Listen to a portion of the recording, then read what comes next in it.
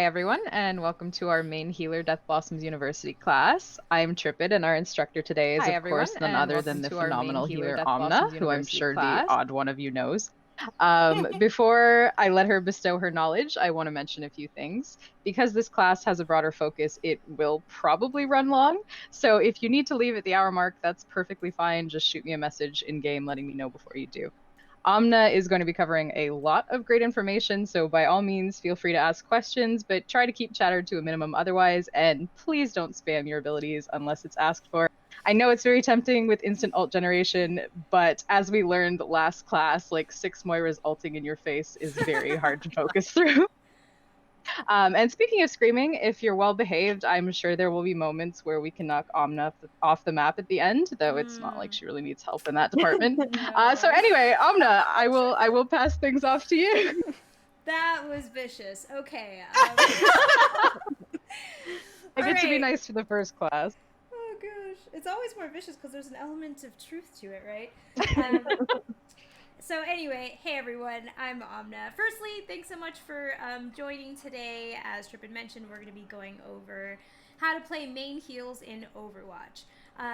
And she also said this, but I just want to reaffirm this part. You guys are welcome to leave at any time. You're not being held hostage, and I will not take it personally if you have to leave for any reason. Obviously, you can say something before you leave, or you can just leave. Either way is totally fine. I just want you guys to feel like you can do that at any point and not feel bad or guilty or anything about it. We're all hostages now. Okay, start the trolling. Okay, going back to our support course. All right, so what is a main healer in Overwatch? I am defining a main healer as the heroes in the game that output the most amount of raw healing numbers. So that is Moira, that's Mercy, that's Ana, and that's Baptiste. Now that's not to suggest that the other supports in the game can't put out a lot of healing. They absolutely can. But generally speaking, the 4 heroes I just listed are going to normally have the highest amount of healing in a game. So this course is kind of more focused on those heroes, but the lessons that we're going to go over really do apply to the other supports as well, just a little more specifically on these 4. All right, so let's see. We are going to start with a tiny little exercise. Look at the chat in DBF. It's the chat channel right above called DBFU only. And I want you to take a look at that screenshot. Now, this screenshot is also going to be on the poll I'm about to link. Sorry, we have a really squeaky door going to the backyard. That's not a dying pig. Oh no, not that link. Don't click on that link. Sorry. Click on this one. We're all professionals here. All right, so this is a 1-question poll for all of you guys where I want you to kind of just look at that screenshot I posted. You see 4 critical teammates. The question is, who should Ana heal first? So I'll give you guys about 30 seconds to go ahead and answer that. Wait, where'd you post it? Oh, it's in the chat channel right above this voice channel called DBFU only. Thank you. I'm waiting on how many results? How many people are in here? 3, 4, 5, 6, 7, 8, 9, 10, 11. So we're waiting on 9. There's a McCree, I feel like I picked the Genji, obvious one, Zarya, but and which one's the other one? McCree. No, I saw McCree, Genji, and Zarya. I don't know what the other one is. Oh, it's Reinhardt. Yeah. Reinhardt, So, okay. yeah, I know it's a little blurry in the poll, so I posted the screenshot right above the poll in the text channel because that one's a little more clear. So. Ah, thank you. Yeah, no problem. Okay, I got all of my responses. Oh, I got 11. So I think someone else answered that, but that's okay. We'll just work with what we got. Let's just go over the results here real quick. We have, for Genji, we have 1 vote. For McCree, we have 2 votes. And for Reinhardt, we have 8 votes. So I am going to keep these responses anonymous. I don't know who picked what, but I do want to just have a little short discussion here for anyone who wants to volunteer. You don't have to if you don't want to. Well, the Genji person would be outing themselves if I ask this question, so you don't have to. It's okay if I you think want they to already remain did silent. in the But chat. the person who picked Genji, do you want to give a reason why you think Genji would be the first person Ana should heal? He's the most vocal, obviously. Like, I want to shut him up. I want Genji to be quiet. That's fair. of course. That's fair. Okay, that's a consideration.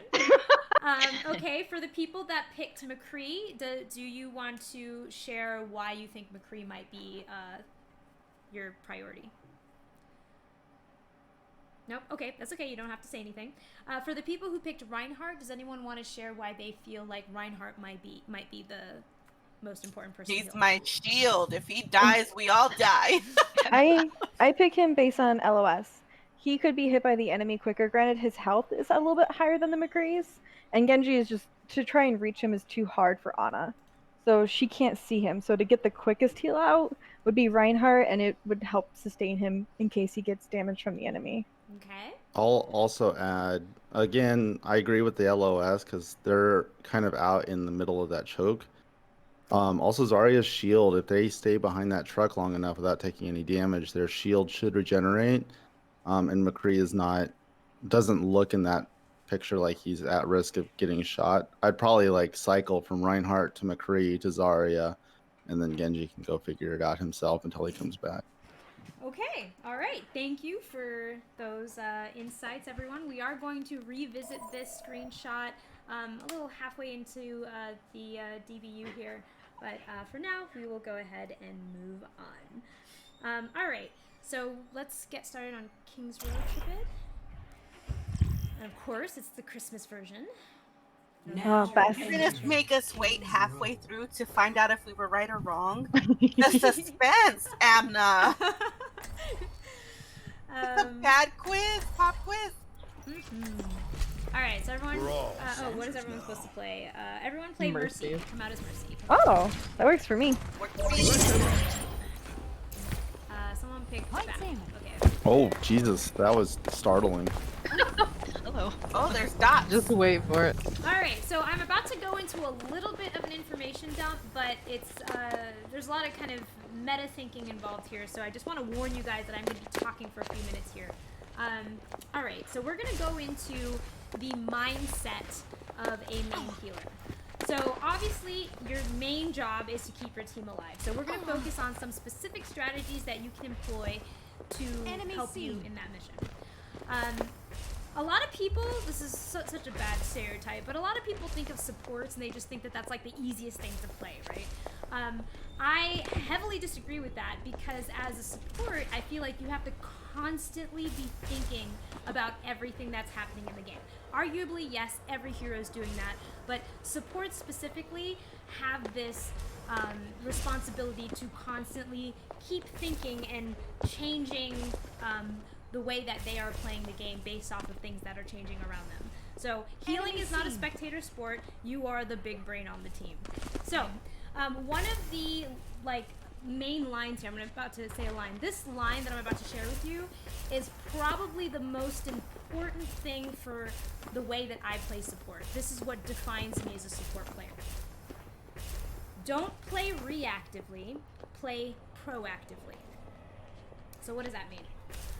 That means a lot of support players, what they'll do is they play the game in the sense where they're watching their team, which is great. They're aware of what's happening.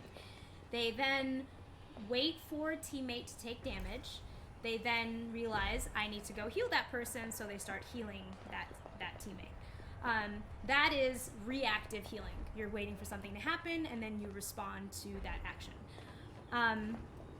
What I like to do alternatively is to think proactively. So that means instead of just waiting for something to happen, I need to think big brain and watch the position of my teammates relative to the enemy team and decide who is in danger on my team of taking damage next. So in a sense, I'm actually predicting and imagining the future and what's about to happen. And what that allows me to do is be ready to support someone that I know on my team is about to take burst damage. So not wait for them to take damage, but be right there, ready to heal him or support him through whatever attack he's about to sustain.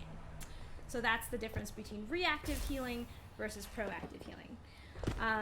So as I mentioned, there's a couple factors that go into like deciding or realizing that someone is in more danger than someone else. One of those things is obviously the position of your teammates.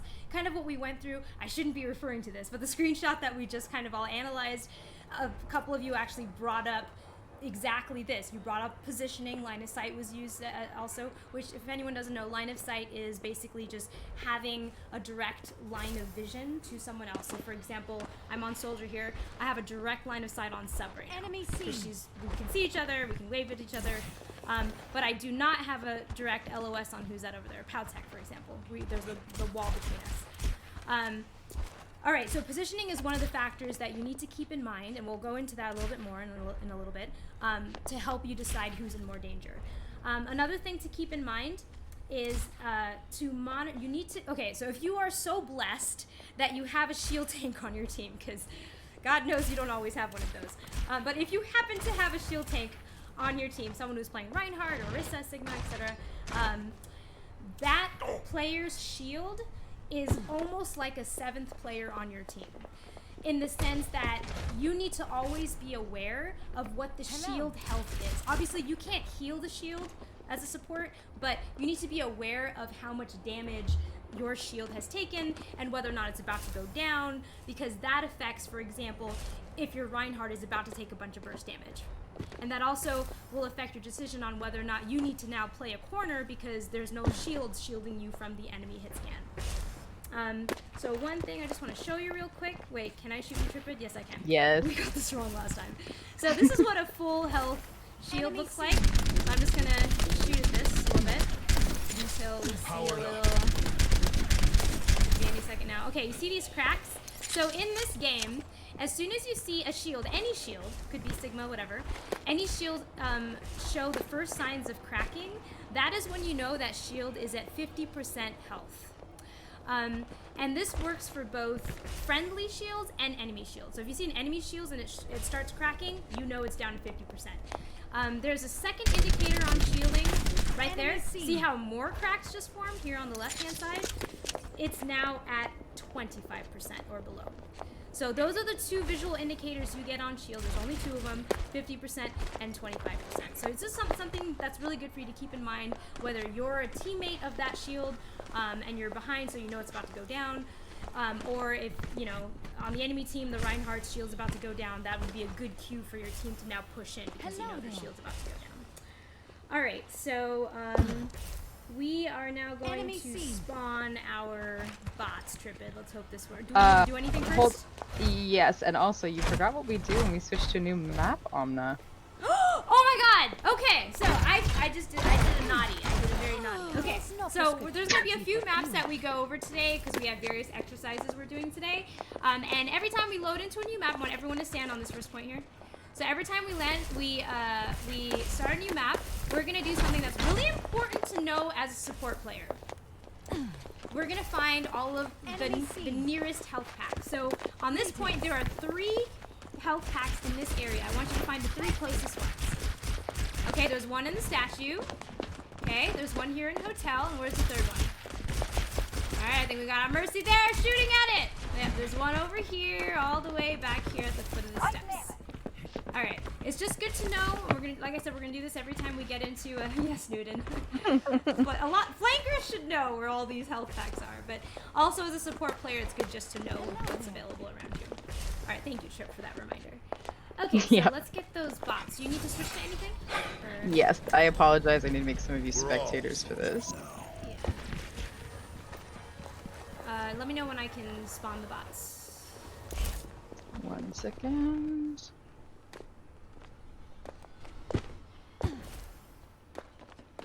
Okay, while Trip is setting that up, I'll just ask this first question that I have for you guys.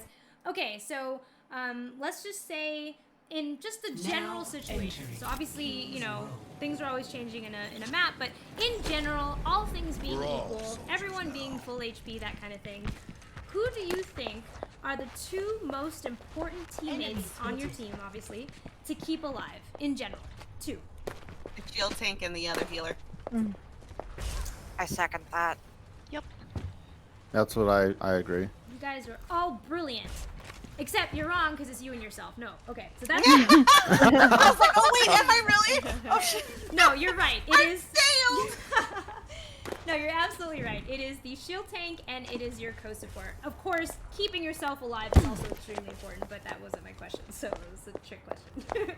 But anyway, now, let me give you an example of when your shield tank and co-support are no longer the most important to keep alive. That would be, for example, if you guys were in Junkertown, payload map, and it's an overtime situation, and your Mei has her ultimate.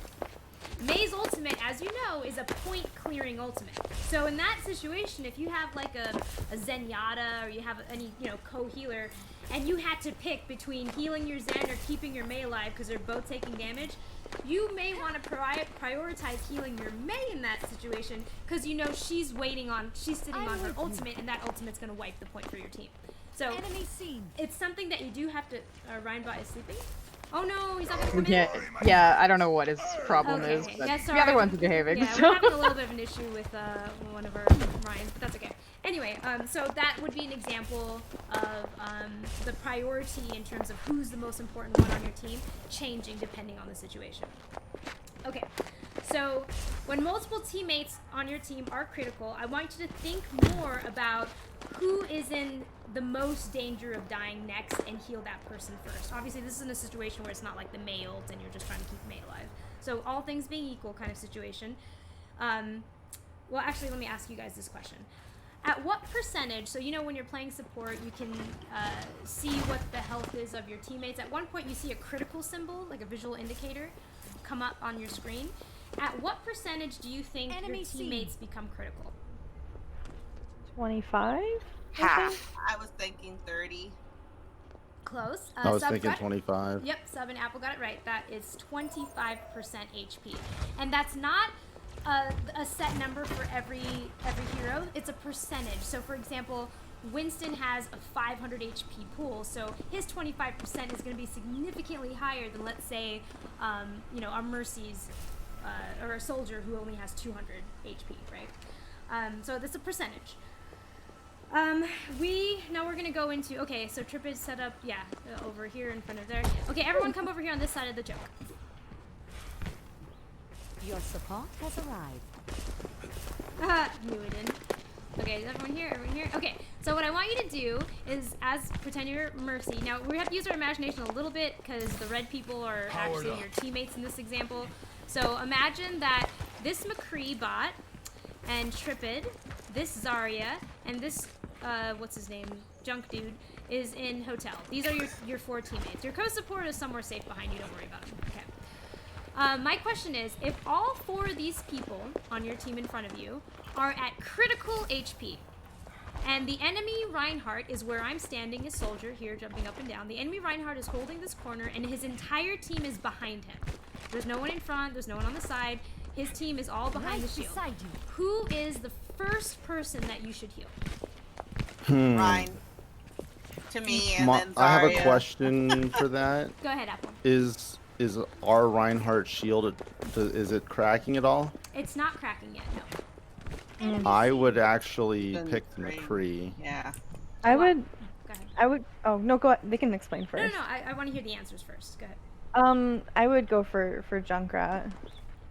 Anyone Other than else? unless he has the health pack. I would also go for Junkrat. Okay. Either Junkrat or McCree. Okay. I have a reason why, because I do like that shield it's not cracking thing, and I have a reason why I go after Junkrat versus McCree. Okay. Anyone else want to share their reasoning? McCree is an easy res spot.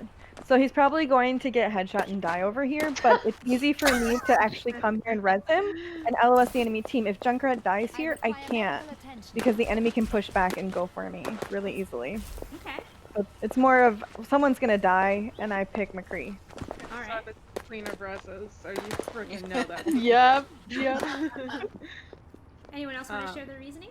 Yeah, the reason why I go for Enemy Junkrat is seen. because, like you said, so there's these shields up here, and you have your secondary healer, whatever. Like the shield isn't cracking, and Junkrat is coming up behind, you know, into like this little flank sort of area where all the team is at, that shield is the only thing holding it. So Junkrat, I feel like, is in a more crucial, like critical position. Powered up. Okay. Flip that. All You right. know, me as a damage player, I'm like, that Junkrat has the potential. All right. So, thank you so much for your answers and for sharing your reasoning. Before I go into this a little bit more, I want to emphasize something, and this applies to kind of all the time, every time I ask a question about like what we should be doing. I don't believe that there's ever one 100% correct answer. I think that that decisions kind of lie on a spectrum. So there are some decisions that would arguably be more beneficial than others. But in a sense, what you want to do as a support hero is be able to differentiate which option is better than the other, right? Because the worst option would be not healing anyone and just walking back to your spawn, right? That would be the absolute worst thing you could do. Everyone would argue that that's true, or not even argue it. Everyone would agree that's true. But if you heal any one of these 4 people, you are doing something good, right? In the sense that you are helping your team. So what we're trying to do is maximize the amount of good that you're going to do. So I would argue that your highest priority in terms of who you should heal is your Reinhardt. Now, the reason for that is your Reinhardt is critical. I mentioned that the enemy Rein is standing right here with his entire team behind him. Now, this is where the situation becomes a little bit event specific. For example, if the enemy team has a McCree, all right? Now, I didn't say this in the example, so of course this would maybe perhaps affect your decision. If the enemy team has a McCree and he's standing right behind his Rein, what is he gonna do? He's gonna flash over He's the gonna flash shield. over, right, exactly, the enemy Reinhardt shield, who's critical, and it's literally gonna take half a second for him to die, and probably even your Zarya, because she's also critical at this point. So, that's one possible thing that can go wrong. The enemy Rein, if he knows that the Rein is critical, which he likely does because he was probably the one doing damage to him, can swing a couple times, and a Reinhardt swing, as you know, does a whole bunch of damage, and when your Rein is critical, that could be the difference between him dying and him staying alive. So, that's part of it. Another part of the equation, does your Zarya have bubble? If you're watching that cooldown, you can make a decision off of that. I'm just throwing that in as another factor. I'm not going to go into the details of that, but I'm just showing that there's a complexity to this answer. So my answer would be your Reinhardt is your first priority. Just briefly, I'm going to touch on the other heroes. So McCree is standing over here. As I mentioned, the enemy team, I gave you a little bit of information here. The Rein's standing here in this corner, and his entire team is behind him. No one has any line of sight on this McCree. So even though McCree is at critical, and McCree being critical means he has a lot less HP than a tank being critical, right? Because their actual raw numbers are different. So even though McCree technically has less HP available than your Rein, he's in no immediate danger of dying as long as this McCree is intelligent enough not to YOLO into line of sight of the enemy team. So that's one of the issues that you have to contend with as a support, is you have to kind of gauge and decide for yourself which one of your teammates are going to play smart. Because smart teammates, a smart McCree would understand, especially if you just called it out, which I do all the time when I have multiple criticals. I say I have multiple criticals. I say that so my smart teammates understand if they can get cover and stay safe for a few seconds, that'll give me enough time to top the people off that I need to before they try to make their push. So if this McCree's here, I would yell multiple criticals. McCree should just wait his turn because he is low priority, and he should know that because he's out of direct LOS of anything, and then be able to push after he gets healed. The Junkrat, I think someone mentioned that there's a health pack here, and this is where having knowledge of health packs isn't just beneficial for you and being able to heal yourself, but being able to factor that in when you have a teammate who is next to a health pack and doesn't necessarily need your immediate heals because they can just walk 1 foot forward and grab this. Now, what I'm going to do is set up a situation which is going to change or not change who your target priority is going to be. Imagine I am the enemy soldier standing here. Who is now your first priority to heal? Is everything else the same? Or Everything still else is the Reinhardt? same. Everything else is the same. I'm probably healing my tanks because I don't think I can out heal a soldier just And a Helix bombarding the rocket. McCree. Yeah. Yeah. And if I heal them, my tanks, I can hide behind the statue and make sure I'm LOSing that soldier up on the high ground. Okay.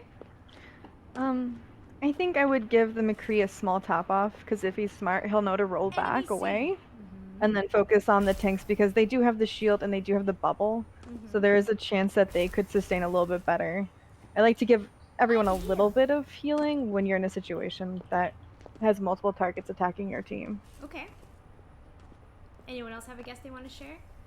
I mean, I was saying McCree as well, mostly because I don't know. There are the rockets, but I'm guessing that they're priority used if McCree is down low. But that's just an assumption. And the idea is that, you know, again, McCree would either be able to roll back or maybe even, you know, I know it's not an optimal angle, but McCrees are scary if they can shoot accurately. So, Damage you amplified. know, perhaps that McCree can do something to that soldier, and then that will make sure that we can push in the front. Yeah, see, I was thinking heal McCree for a second or Michael, two. real quickly, you're also talking in team voice, just heads up. I've changed the hotkeys and it's still broadcasting, and I don't know why. Oh, I'll leave team voice. Alright, I left team voice so you can talk now.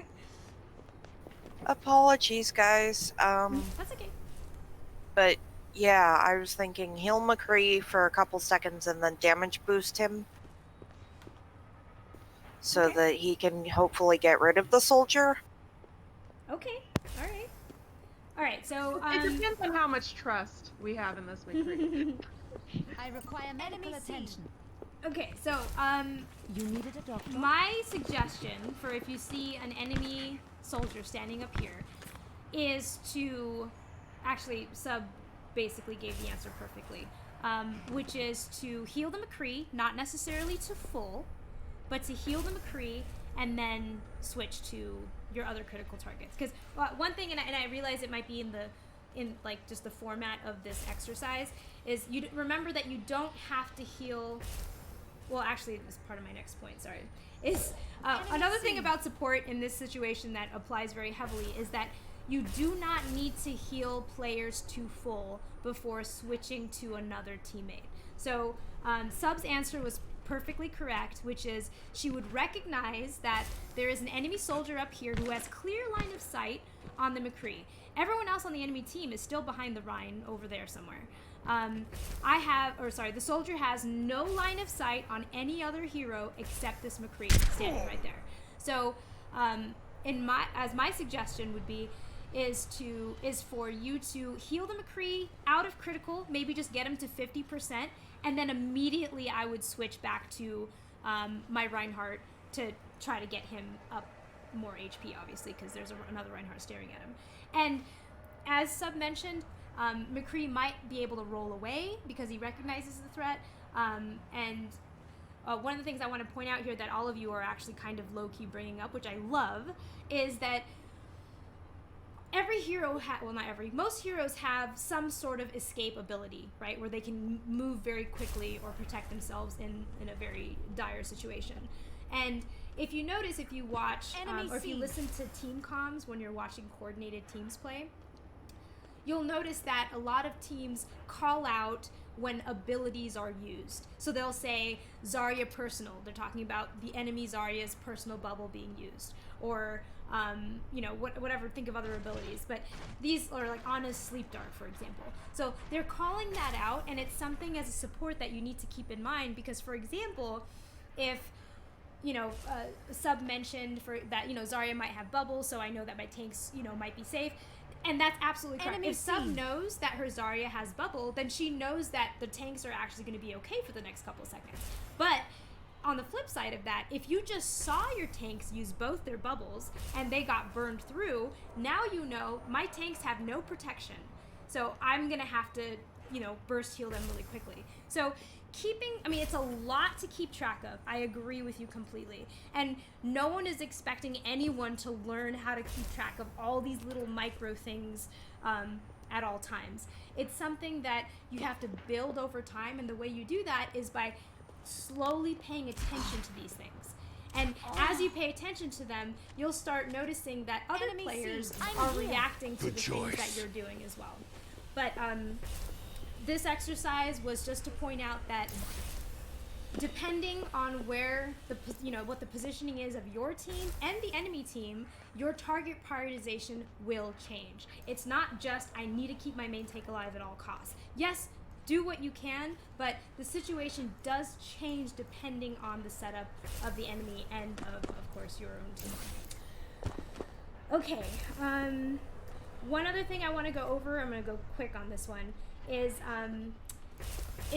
it's important to know that a lot of Enemy heroes seen. in this game have some form of self-regeneration or self-healing.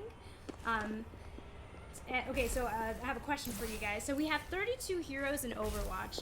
Does anyone want to guess how many of those 32 heroes have some form of either self-healing or shield regen or anything that gives them some form of HP? Out of 32 I feel like heroes. I would need to see the hero select screen Yeah. to remember. Rough guess. There. You said Like half. self-heal. Any kind of self-heal, yeah. I would say like half, like maybe Like half? 15. 18? Okay. That's a pretty good guess. I'm like recounting in my head. That's all right. You guys actually got pretty close. It's 22, Enemy which seen. like blew my mind when I actually did the count. So I'm gonna go over this quickly so I don't spend too much time on this. I want to give you some examples of heroes that have passive self-regeneration. So there's only a few in this group, but this group of people, they can regenerate their health just by existing. They don't have to use an ability, they don't have to use their ultimate, they just sit there and don't take damage for 3 seconds or 1 second if you're Mercy, and then their health starts coming back to them. Yeah, shields totally count, Newton.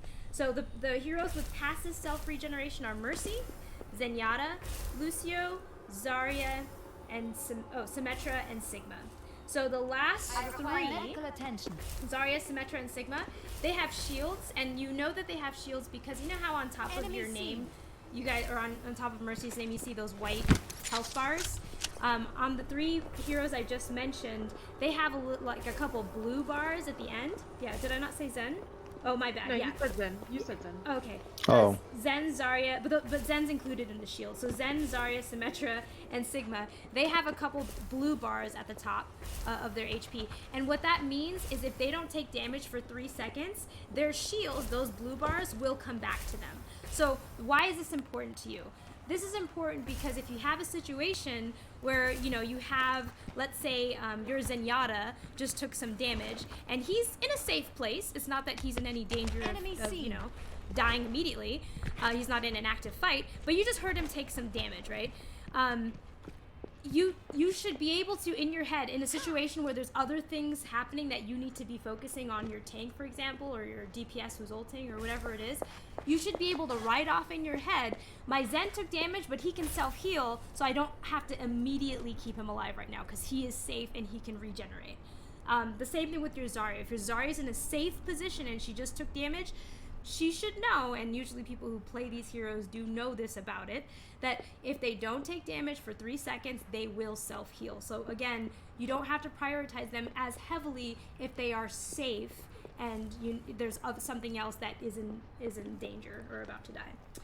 And so just quickly, with that in mind, there are heroes that have self-heal abilities. So those are like Roadhog, he has his breather, Soldier's Shield, Mei, Bastion, Hammond, Sigma, Tracer, Torb, Reaper, and Doomfist get health just by doing damage, period. That's all they have to do. And then 3 obscure ones are Winston. When he pops ult, technically he gets 1,000 HP just by popping ult, up from his usual 500. And then D.Va, when she ults, technically she gets a brand new mech. So if you see your D.Va's about to lose mech, but she has ultimate, you should know in your head she's gonna, she can come back with full HP. She's not as high priority. Require medical attention. And then I think I was supposed to shoot you, wasn't I? It's okay. You don't want to shoot me. It's fine. I appreciate it. The third hero with a obscure I understand. HP boost there is Echo. which she technically gets like 3 lives because she loses her ult. She's about to die. She pops her ult and gets a full HP of whatever target she picks. And then she can get shot down until that hero dies that she's mimicking, and then she gets full HP echo again. So it's kind of cheating in my opinion. I feel like they're going to change that at some point. But anyway, all right. If you see, okay, I briefly touched on this regarding Zen and his self-regen, but if you see your friendly support, this is something I see a lot of supports do, which the thought and the intention is so sweet, but it might be the reason why your front line is hurting. Is they'll see their, like for example, if you're playing Mercy, you'll see your Moira drop to 50% HP. And of course your instinct should be, I need to heal my Moira. And you're right, you should heal your Moira. Unless you see her throw her heal orb and now she's healing herself. In that moment in time, if there's an active fight and really there's critical people in front of you that you need to take care of, you can ignore your Moira in that situation. Now if she's dueling someone, if there's like a Genji harassing her, or like, you know, Brig beating her up, yeah, of course support her through that. But I'm talking about in situations where your healer is clearly safe and is healing themselves, let them do it, ignore that healer, and focus on your front line. And I actually have to say that sometimes where when I'm healing myself, I'll tell my co-support, I'm fine. And that's my signal to them, just ignore me, I'm safe, focus on the tanks because I can't heal them right now because I'm healing myself. Just keep that in the back of your head. Okay, all right, so the next little question I have for you guys, so let's go back to this choke here.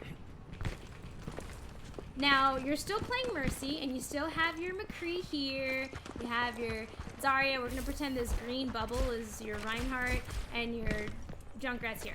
Now, let's imagine you were so blessed to have a Reddit Lucio as your co-support.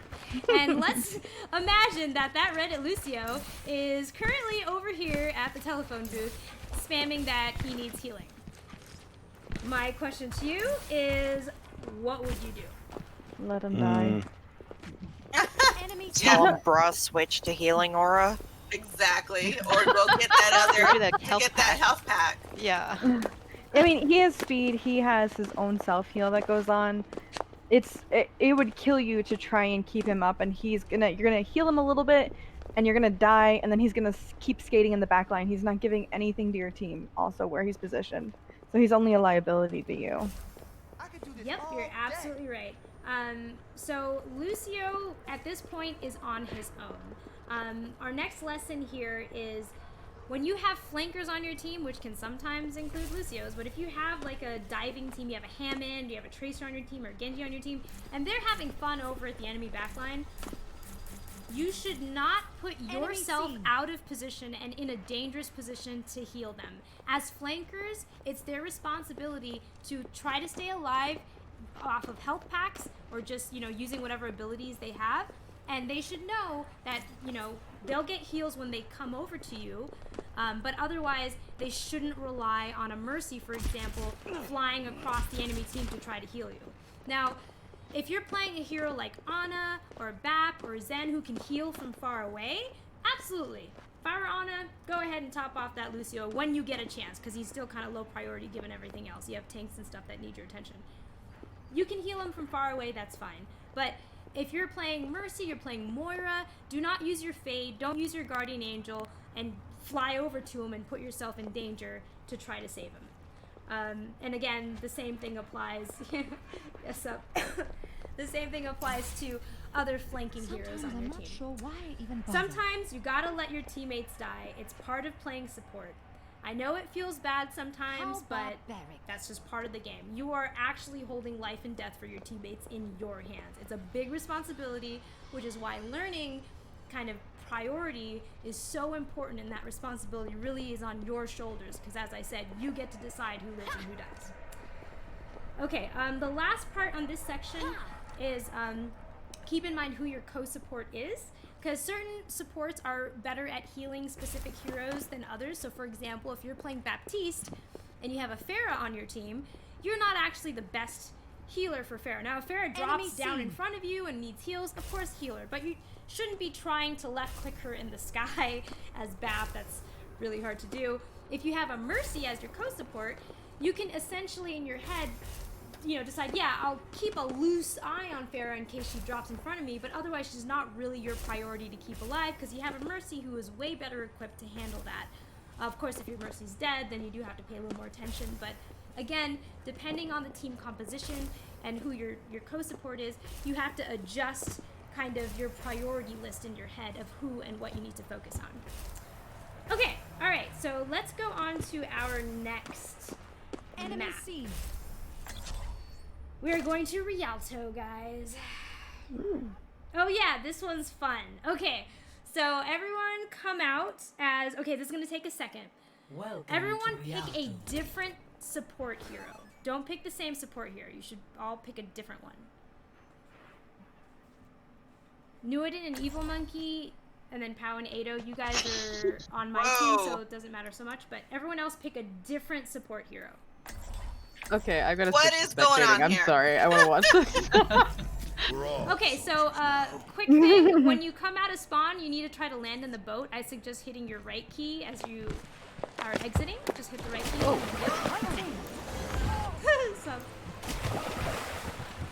So You mean the left key? no, the right. Oh. D. Hit D. And then No, it's definitely A. You need to go left, not right.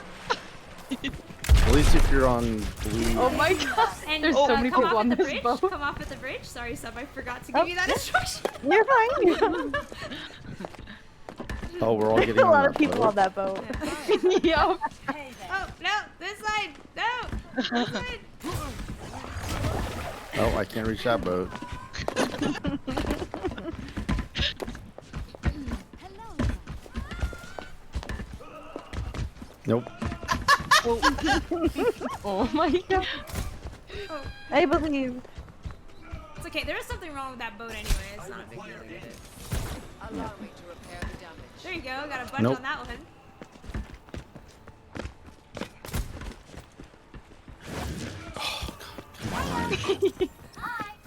I think someone said if you get out the left door, then they're able to. Oh.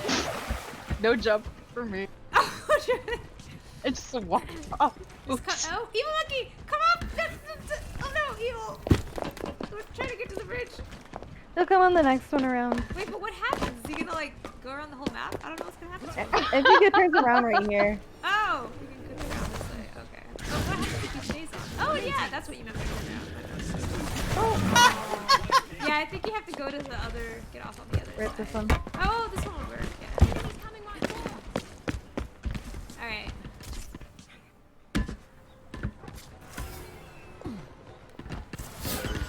I love that a complete accident turned out so much fun. Did not mean to have us spawning there initially. Okay, everyone come over here. This is courtyard. Okay, so guess what, guys? We're on a new map. Find the 3 closest health packs. Go, go, go, go, go. Go, go, go, go, go. I won. Okay, we got a dead over there. Sub found the obscure one. Where's the 3rd one, guys? We'll go over the Over there. Good. So there's one in this room here, one in this room. Now I want you guys all to see the one that Sub went to, so come down this way. There's one hiding over here, just so you guys know. A little sneaky mini one over here. Alright. Okay, so this next section, this is something that is really important for me as a gamer because I have really, really bad vision. So anyone who also has bad vision like me, this part is going to be even more important to you, but really should be a consideration for every player, which is that you need to listen to sound cues. Specifically, when your teammates are out of your sight and they're taking damage, you need to know what to listen for. So what we're going to do is a little exercise. All of my support players, I want you to line up on this line, next to each other, right next to each other. Everyone on whose team? On Apple's team. The other team, come to my side. This will restore you. Hello. Okay. Did someone Discord me? Oh, I did. Oh, Hold on. Let me just. I'll just hide. Yeah, and just then it'll go away. yeah, break LOS. Yeah, there it Go. goes. It's Okay, gone. thank you. Sorry, the noise was just like ringing in my ear. Okay, So what was I saying? Oh yeah. All right. So I need. Wait, shouldn't there be a sixth person? Well, there's 2 teams. There's enough people for 2 teams, so I was gonna do the opposite team. Oh, I see what you're doing. Except Okay. they all picked like Tracer and Oh, double. I So yeah, you slackers. see. Okay, yeah, Pow and me, but I'm doing the thing. Oh yeah, Pow's like, can you come back as? Oh, and Ado, can you guys? Ado, can you go back as Evil Monkey picked Zen? Can you pick a different healer? And Pow, pick a different healer that someone hasn't picked on your team. Thank you. Alright, okay, so I need 1 volunteer amongst you 5. So, thank you so much. Okay, so walk forward to this line in front of Evil Monkey. Stay right there. Now, all of you 4 people, I want you to switch up your order real fast. Just randomize a little bit. Okay. Alright, so keep looking in this direction. Thank you.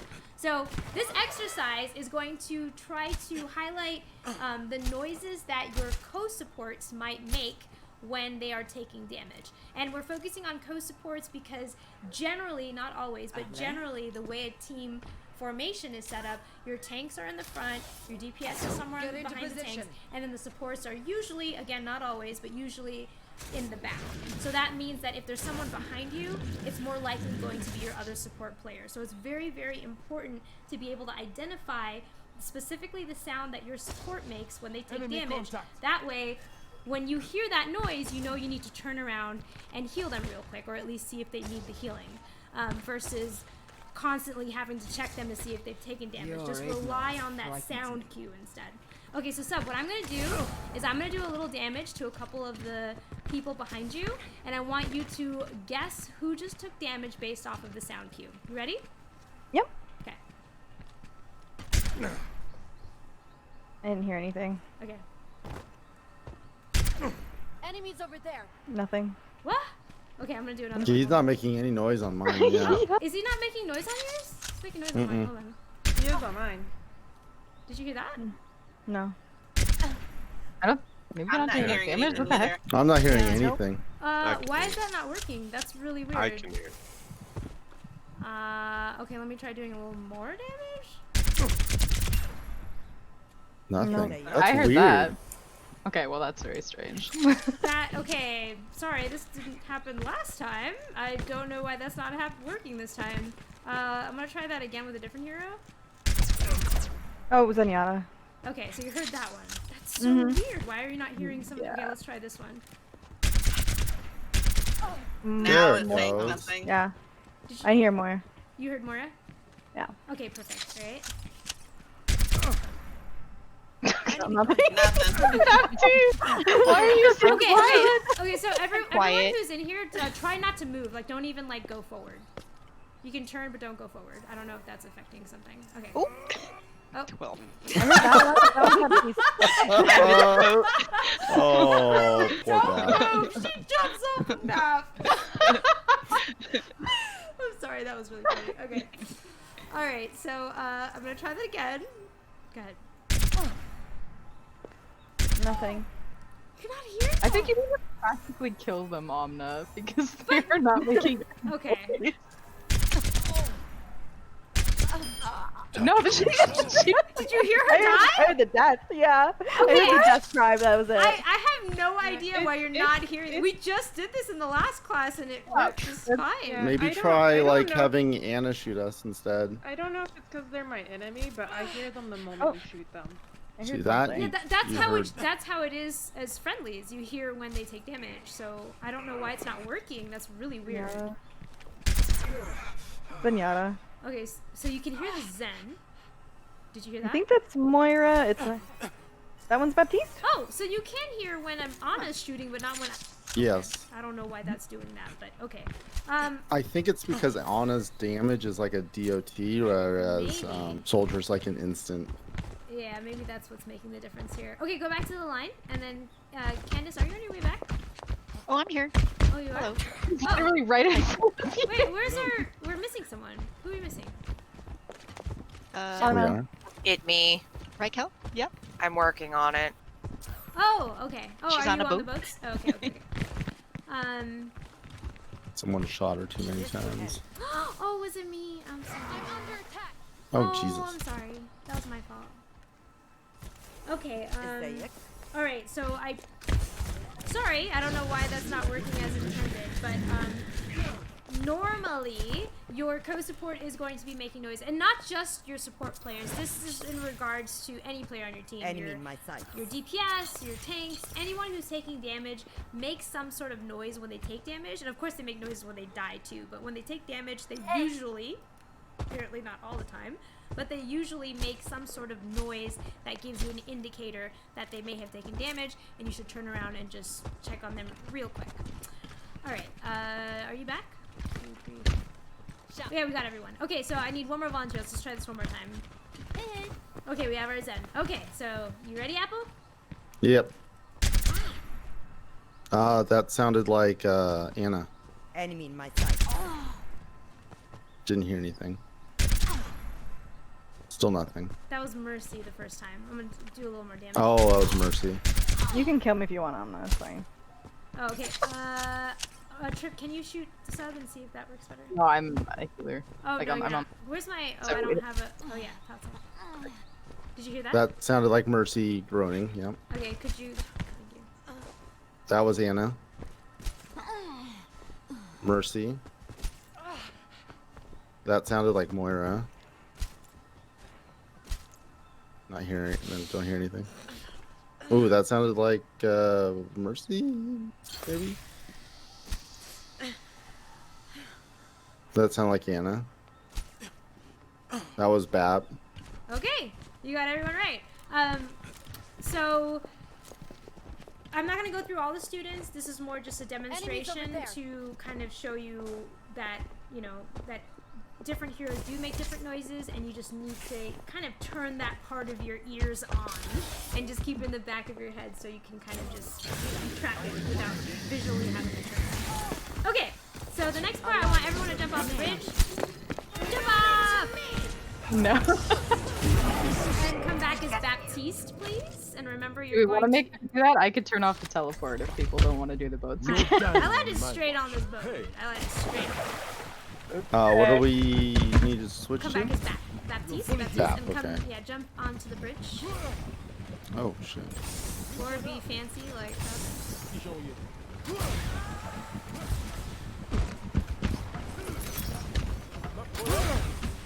Alright.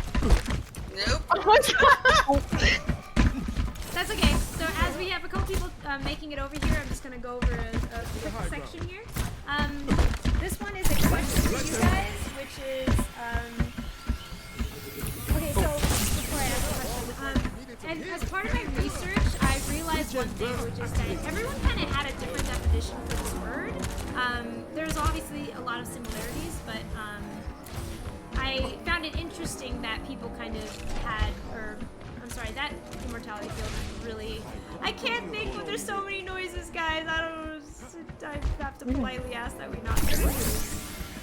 Okay. Okay, as someone does it again. I get distracted really easily. Okay, so what was I saying? Oh yeah, so the word. Does anyone want to share how they define the word game sense? Remember, there's no right answer here. Like, Sure. in my research, everyone had like different definitions. That's totally fine. I would say I find it to be like being able to track where your team is, where the enemy team is, being able to track abilities, cooldowns, and just kind of having I guess a sense of whether you're winning or losing a fight or things like that. Okay. Targets that, and also when and how to act. Like, you know, like when's a good opportunity, like if you see an opportunity to use your ult, when would you do it, etc. Line of sight, like making sure you understand how line of sight works, where you're positioned, and all that. I would also say keeping track of the enemy team, what they're running, and because more than once they'll switch to like Widow, you know, and you can get headshots. So keeping track of what the enemy team is running. Good. Those were all correct answers. It was all everyone. If you notice, everyone said something slightly different, but in my opinion, everything you guys said was absolutely true and a part of game sense. So I'm just going to go over kind of what I feel is my definition of game sense. Game sense is your conscious and subconscious perception of the gaming world. So this is similar to your perception of the real world. So the example I have is if you're at home or a place that you've spent quite a bit of time and all the lights are off, you can't see anything. Your mission now for the next 10 seconds, hopefully, is to find the light switch. Now you can't see anything, right? But generally speaking, you can still try and find where that light switch is. You kind of know, oh, there's a desk here that I need to avoid, or there's something here that I need to step over, and you know generally where that light switch should be. So how do you know where that is? That to me is what I would call like the equivalent of game sense being world sense, right? So you've mapped out where commonly used items are in your head, and you've kind of projected that as a mental map that you're now using to navigate. So similarly in the gaming world, using cues like hearing particular sounds in the game, seeing enemies setting up in specific positions on a map, and knowing, for example, which enemy ultimates haven't been used in a while, so they must be coming up soon, these are all part of game sense. Your brain essentially picks up on these patterns and turns them into feelings that you get when you're in the middle of something, which will affect your decisions. So, for example, you might feel like, you know what, the enemy Reinhardt hasn't actually shattered in 3 fights. He probably has his shatter. So at that point in time, your brain's going to be giving you the cue, or you can train it to do that, where you need to play a little farther back, or you need to be playing around a corner a little bit, or you need to have certain abilities ready to go in your toolkit so you can evade getting shattered. So that is an example of kind of using your game sense to predict what might happen in the next few seconds. So your brain thankfully kind of converts this logic that you're training your brain to kind of think about and converts it into feelings that you can process immediately. So instead of sitting there and saying, Ryan hasn't shattered, it's been this long, he's probably gonna, like, you don't have the time to take a, call a 20-second timeout and process that information. This is all happening very quickly.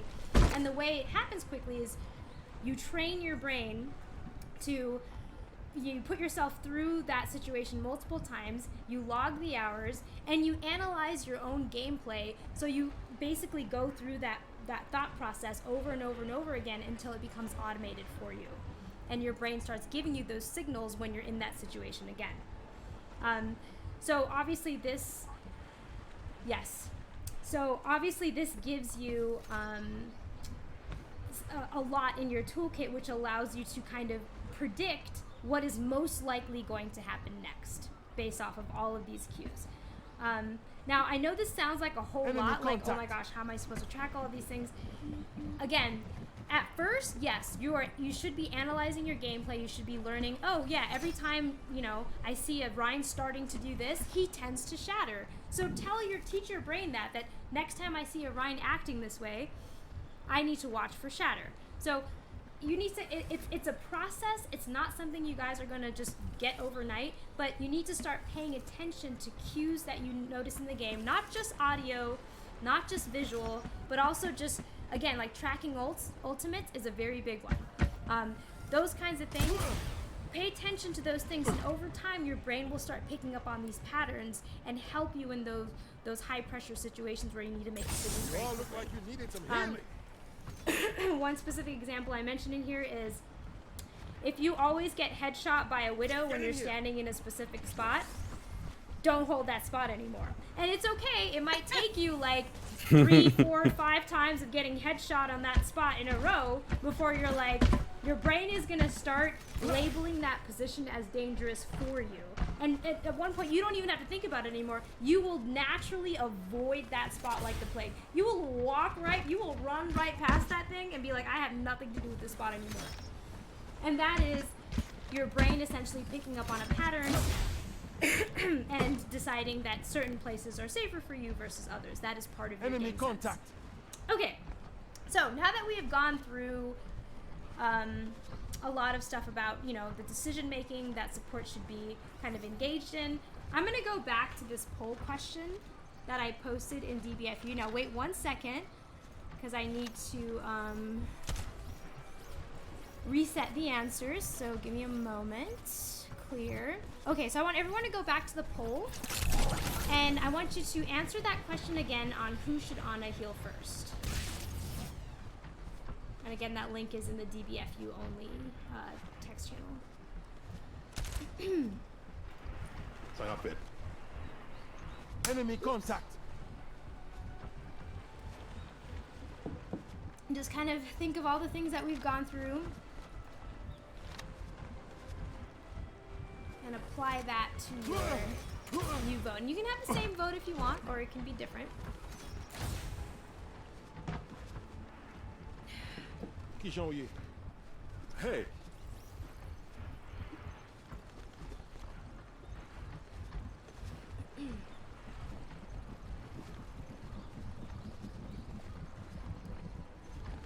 Enemy contact. Is this the real reason you had us go Baptiste?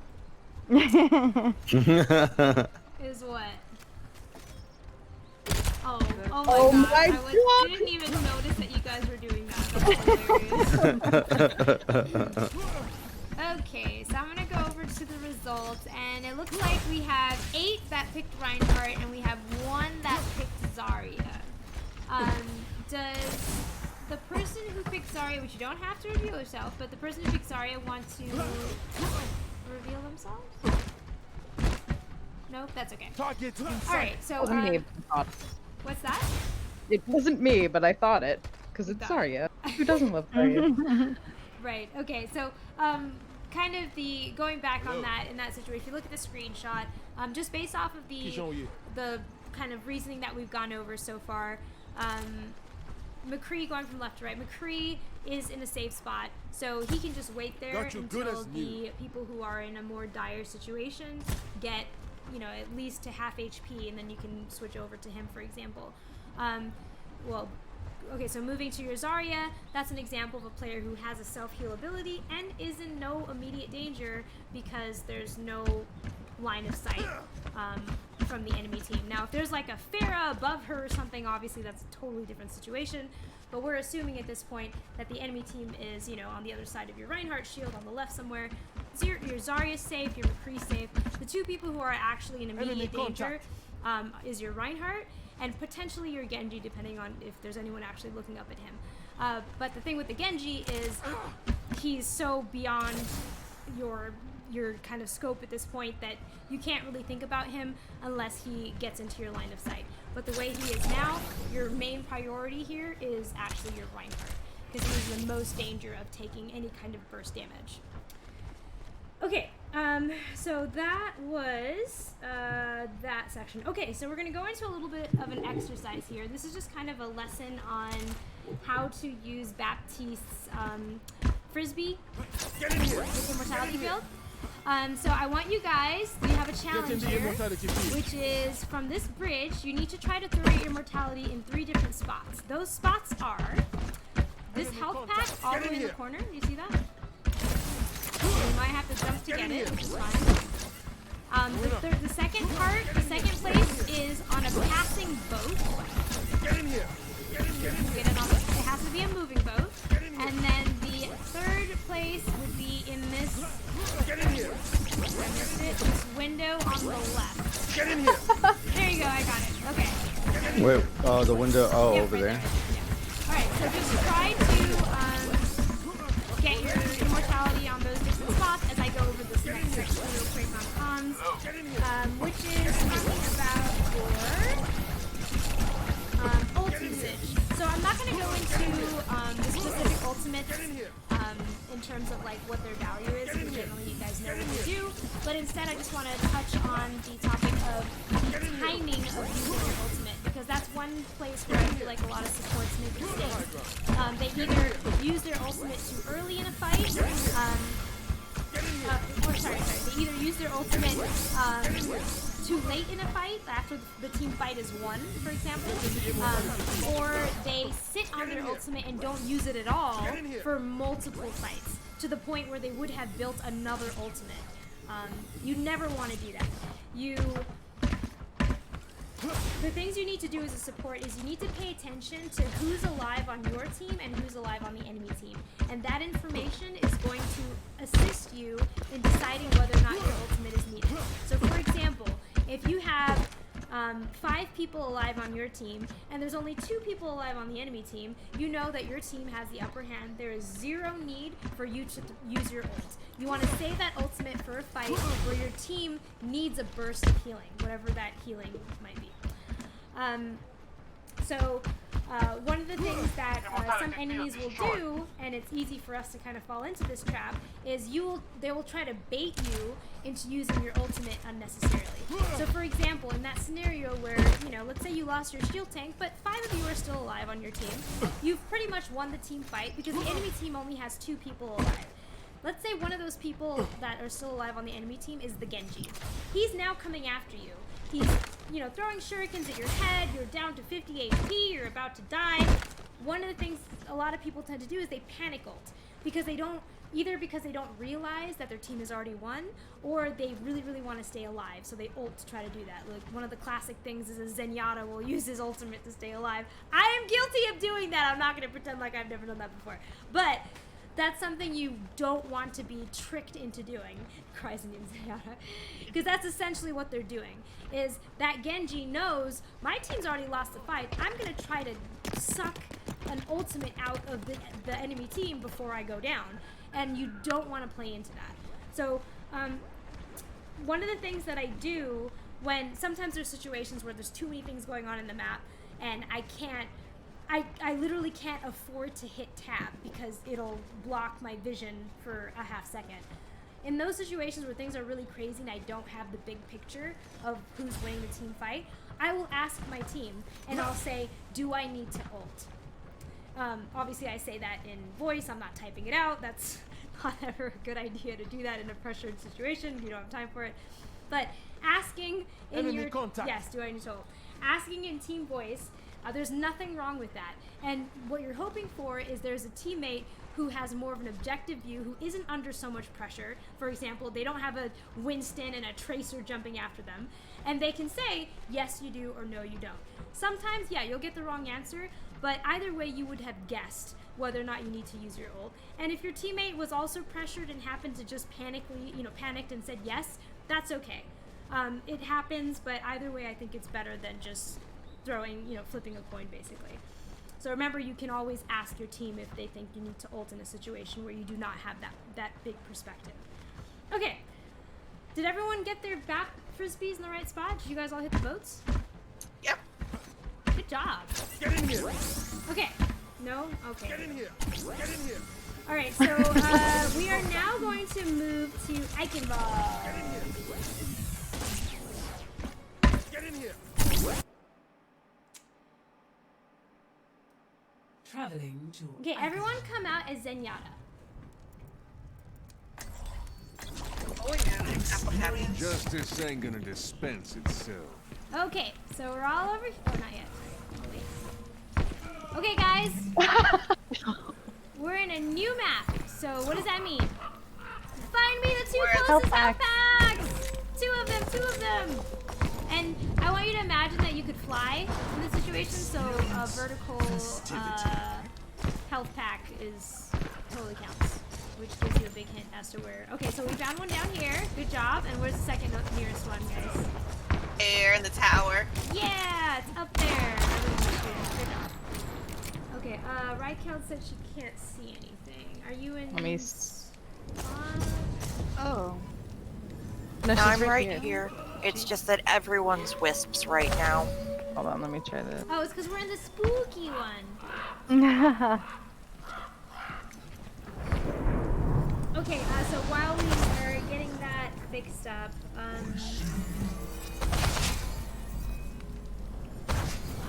we are going to... There we go. Sorry. No worries. Quick lesson on positioning. I could talk about this for like 5 years, but I'm just going to keep it down to a minute here. As a support, you want to try and play around cover. So sometimes all you're going to have is your tank, your shield tank, and you're going to be forced to play that for a specific portion of the map, and that's okay. But but always try to play around little things like where Apple is right now. This is a great little place, and sometimes you will have to crouch, especially if there's an enemy that's standing on that bridge. You might have to crouch so your head isn't in view. You have to remember, since they have high ground, they can kind of see over the lip a little bit. And then, you know, even down here where Reichheld is, this is another spot potentially that you can kind of heal and drop down when you need to play a little more safe. So I just want you guys to, you know, think about your positioning and try not to stand in the open. You shouldn't ever stand in the open. Again, using your shield tank is one option, and as soon as that shield goes down, you need to try to find cover if you can. I will sometimes just try to use a body block. Like if we're getting pushed really hard and my tank's shield goes down, I will just try to like be right inside my Reinhardt's body or my hog, like where Trippet is. I'll just like hide behind him as we're both walking together, just to try not to get picked off, because a hog can take a lot more damage than you squishies can. So, and the other thing about positioning is always be mindful of what the enemy team is playing. So I always check tab. You can check tab about 15 seconds after a comp match starts, where it'll reveal what the enemy team is playing. And throughout the match, you should always hit tab, especially every time you die, to see if the enemy team has made any changes to their comp, because that will affect your positioning. So when I know the enemy team is playing Widow, I am a lot more conservative about risking line of sight to the enemy team. Versus if they're playing like a Sombra, for example, I'll play a little closer to my team when there's a Sombra, because if I get hacked, my DPS and my tanks can turn around and help me faster than if I'm playing off in the back somewhere. So, and then another thing, like if they're playing a Pharah, you know you need to be a little mindful of, you know, death from above, potentially. So, you know, be aware of what the enemy team's playing, as it will affect your ultimate positioning. Okay, so the next section we're going to go into is about abilities. I'm not going to go into what your specific abilities are, because you generally know what that is, but instead I'm going to talk about a little bit about the timing, so when to use your abilities. There's a lot of abilities throughout supports that need to be almost used immediately on cooldown, most of the time, not all of the time. So an example would be like a Moira's Orb. Moira, as you know, she has an ability to throw either a damage or a heal orb, and a lot of times I see supports sit on that ability for like 20 to 30 seconds, where they could have had 2 to 3 orbs out by that time, by the time they finally used it. You never want to do that, because it's free healing and free damage. There's no reason not to use your orb for 20 to 30 seconds. Now, if there's a situation where you want to wait a few seconds, like for example, you're about to use your ult, you want to throw an orb before you ult, or your team's, you know, grouping up and you're about to push in 3 seconds, totally fine to wait a few seconds. But you just should never be waiting 20 to 30 seconds where you could have had 2 to 3 orbs out by that time. So a couple abilities where you do not want to just immediately use them on cooldown would be Vap's Immortality Field, because that's something that has a huge cooldown. Like, it's like, what is it, 20 seconds or something crazy? Something really long, 25 seconds, whatever it is. So you really get punished for that if you use it at the wrong time.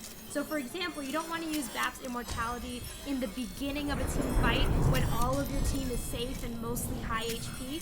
You want to wait until your team is about to die, or a significant number of your teammates are at critical HP, and use the Immortality at that point. Same with Anna's Grenade and her Sleep Dart. Those two abilities are things that generally need to be a little more calculated on when you use them, because you might want to save your sleep, for example, when the enemy Genji is blading. You want to try to throw a sleep dart at that, or if the enemy Winston is gonna, you know, be ulting in your face. So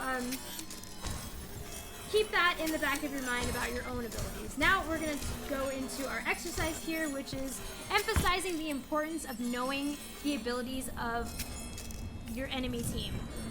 Everything on this map that's red is always trying to kill you. It's just, it sucks, it's a fact of life, but you're like that juicy, yummy chicken that everyone's just like, wants to go for, right? So, you need to keep in mind that everyone has their own unique abilities to, you know, like, get at you. And the 2 heroes we're going to focus on today for this exercise are Hog and McCree. So Hog, as you know, has a hook, and McCree has a stun. Both of these abilities can devastate you if you get caught in them. So we're gonna do a quick exercise where I want all the Zenyatas to stand in here, in this little corridor right here. Just hide away, and I need one volunteer to come up first. One volunteer, just float on up here. People on my team, go join the other team. Go join the little Zenyatta corner. No peeking. Nope, and no peeking. No peeking. I just need my one volunteer. Riken, come here, please. Okay, so the instructions, and you guys all hear the instructions so you know what to do when it's your turn. Tripid is going to be standing over here as Hog, and I'm going to be on this side, standing as McCree. Now, Riken, thank you for volunteering. I would like for you to find a position between me and Tripid, just imagine there's a straight line going between us, where you will be out of range of Hog's hook and out of range of McCree's stun. There's only one point on this line where you're safe. I want you to guess where you think that is. You get 2 guesses. Final answer? I don't know. Final answer? Yeah. Easy. Wait. You didn't get stunned, right? How did you find it on your first try, Riken? That's amazing! Amazing. How did you do that? No one has done that. I play a lot with a friend of ours from DBF, Gigasmack, and he plays a mean hog, so I know about how far away I need to be from his hook. Okay, well. As Farah. Okay, Riken, Yeah. you go back. You go back over there. You broke our exercise. Okay, next Zenyatta, please come out. Tranquility. Next Zenyatta, please come out. Alright, you heard the instructions. Find a spot between me and Tripid where you will not get stunned and you will not get hooked. Final answer? Yeah. Hold up now. Oh my god. How is this even possible? How is this even... Go back. Go back over there. Next Zenyatta. Tripid, what is going on? To be fair, I didn't know about how far away I needed to be from you, Amna. I just knew I needed to how to get away from Roadhog. I see. You have to be between me and Tripid, so not to the left or the right. Okay. Let me know when you have your final answer. Right about here. Okay. Oh there. Ow. Nice. Okay. Very close. You get one more try. Yeah. Then probably right about here. Okay. Don't move. It was Ah, right. You frick. were so, it was literally like one little step back. I think you would have been totally fine. You're very, very close. Okay, next person. You guys are really good though. That I was know. Still really close. Way closer than my first guess was. Anyway. All right, Evil. Where's the magic spot? Final answer? Okay. The little head nod. Amazing. Okay, you get one more try. I know the little nod was so cute. Final answer? Okay. Hold up Oh, now. you're so close. It was just another step forward. You would have been. Haha, babe. I win. Oh, excuse me. All right, next person. Greetings. Do we have a next person? Okay, good. All right, find your magic spot. No, She's no. pulling a donut. Between, I know, right? Between me and Tripid. How's it? Okay. We did. Okay, we have another Duna here. Okay, is that your final answer? No. Okay. Using this. There. Okay. Now, hold on. One more guess. There. Hold up now. This is a lot further than I remember it. Usually just blink around that. I know. It's about right here is the sweet spot. I was gonna try. You were very, very close though. Okay, did everyone give it a shot? Candace, did you? Nope. Okay. I'm a human. Peace be upon Alright. Oh, skelly. Where's the spot? I feel like this is such a fitting map for this exercise. Okay, make sure you're between me and Trip, so imagine there's a line going between us, so you're not like at an angle. There we go. Is that your final answer? I think so. Okay. Whoa there. You get one more guess. One more guess. Hmm. Ugh. I'm too close to you, Amna, but okay. Alrighty. Okay, here goes. Easy. You did it! You did it! I'm so proud of you. Good job. Alright, I think everyone did it on that team. We just have blue team. Do you want to swap? I have been swapping people. Oh, you so haven't. Okay, so who's left? contact and if they want to. Oh, Pazzik and Ado. You guys don't need this exercise. Anyone else? I'll do it.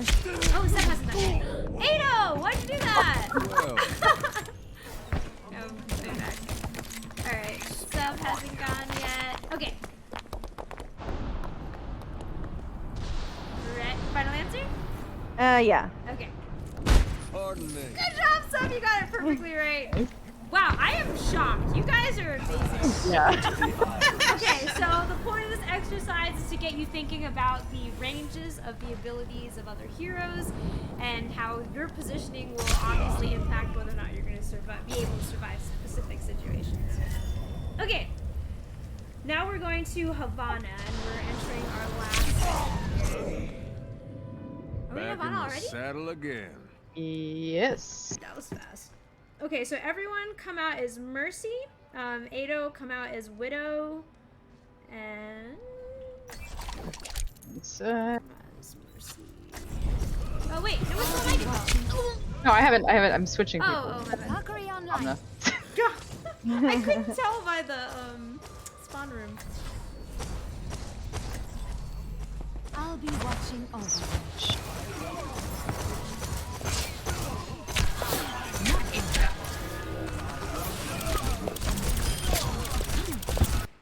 Nice.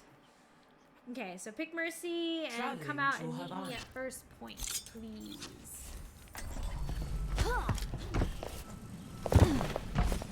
Where does it Please, don't move.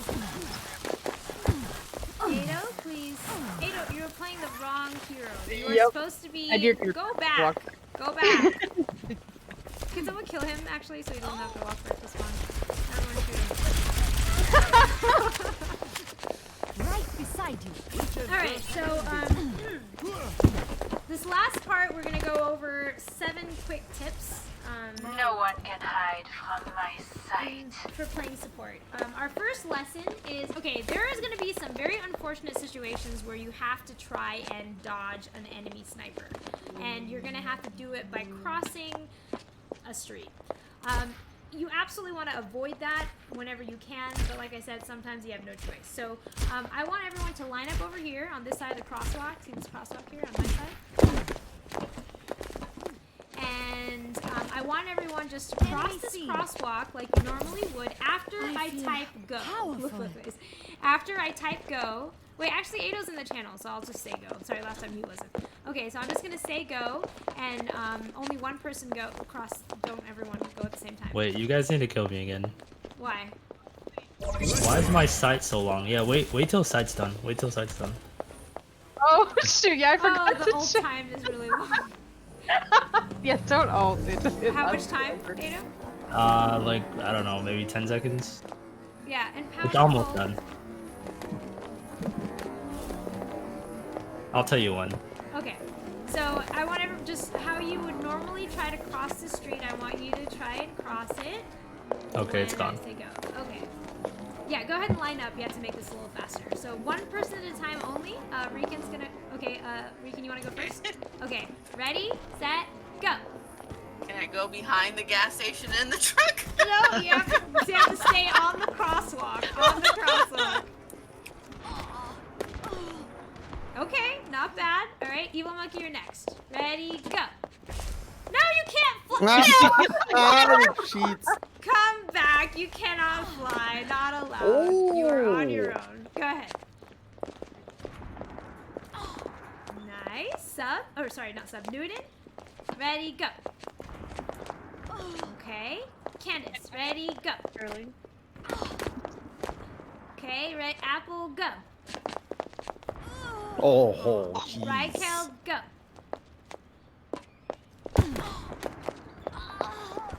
Okay, did everyone go? So, Now that, ready, now that they're warmed up, jeez. go. Oh, we have two people going. That's okay. Oh, That's sorry. alright. Yeah, that's okay. You want to do it again, or yeah? So go. Yeah, Okay, I can ready? go. Greetings. Go. Perfect. Okay. All right. So the lesson I kind of want to go over here is how to cross this little section. Now, this isn't going to work 100% of the time. This is just generally what the case is going to be. So, believe it or not, as counterintuitive as this may feel, when you jump across, you're actually making it easier for widows to headshot you. And the reason for that is because there's a specific arc that your body takes when you jump. And it's a really good widow is actually going to make it easier for them to track where your head's going to be during that arc.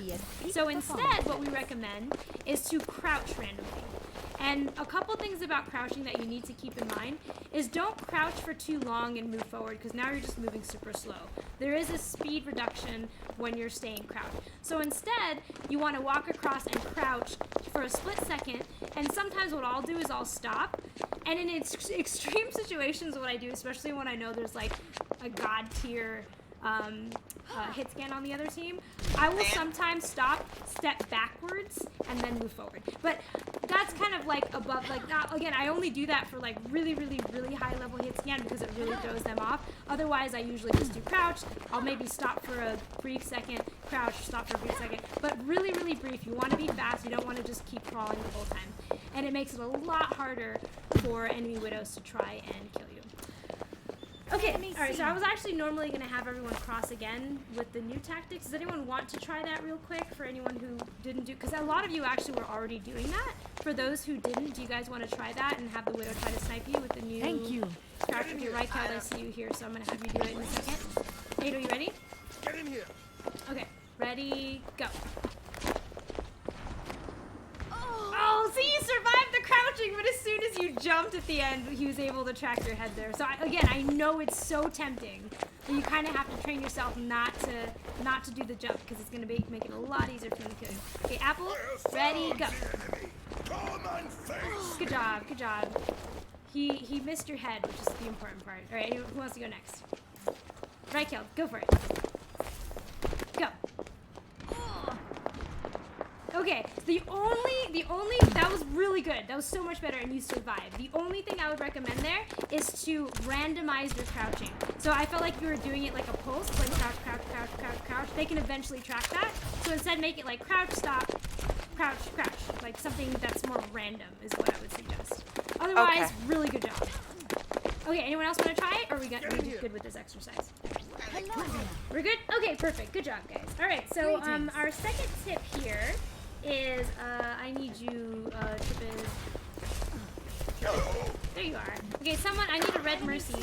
Someone who's not on Tripid's team to stand where I am. Someone who's not, okay, perfect. Now look at Tripid. Tripid, maybe move up a little bit more.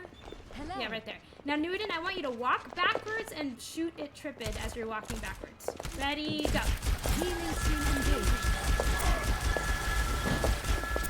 Okay. All right, stop. That's damaging. Okay, so what I want to demonstrate there is, so in this game, almost all the heroes have the same walking speed. There's a couple exceptions, like Tracer, but for the most part, everyone, like a Mercy and a Reinhardt, have the same walking speed. So one of the things that Reinhardts get all excited about is when the person they're trying to kill is walking backwards shooting at them. And the reason for that is because when you walk backwards in this game, you lose 10% of your movement speed.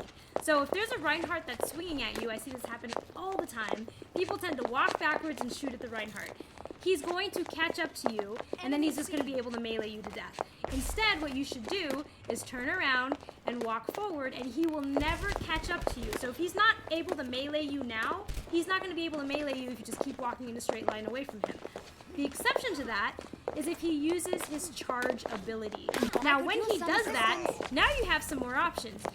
If you hear his sound cue that he's starting to charge, Newton, can you show us an example of that? So ready, go. So he's about to charge. You can either move to your left and right to evade him. You can try to sleep dart him. You can use your fade as Moira. I wouldn't recommend the sleep dart unless you know there's a big distance because you're going to have to turn around to sleep him, which will obviously slow you down significantly. Did I see a question in chat? Is strafe speed different too? Yes, it's like 93% if I remember correctly. So you lose a 7% speed if I remember correctly when you're moving, when you're strafing, or like when you're moving to at an angle. All right, so that's a tip just to keep in mind when there's a Reinhardt coming at you. Third tip, by the way, there's 7 of these.